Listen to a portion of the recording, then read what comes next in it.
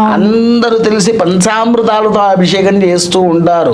కాకపోతే సోమవారం రోజున వచ్చేటువంటి తిథివార నక్షత్రాలు ఏవైతే ఉన్నాయో వాటిని చూసి ఒక గంధాభిషేకం కావచ్చు, భస్మాభిషేకం కావచ్చు, దూర్వాభిషేకం కావచ్చు. దూర్వ అనగా గరక, గరికతో కూడా గరికతో అభిషేకం చేస్తే నష్టపోయిన భూములు ఏవైతే ఉంటాయో అవి తిరుగు దక్కుతుంది అనేటువంటిది శాస్త్రం తల్లి.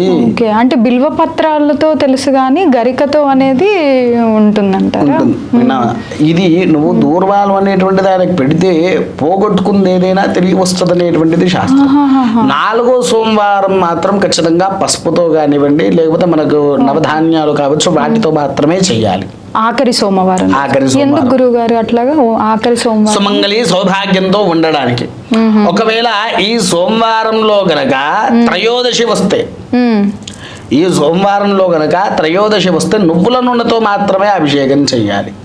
ఓన్లీ నూనె, నువ్వుల నూనె, నల్ల నువ్వులతో అభిషేకం చెయ్యాలి.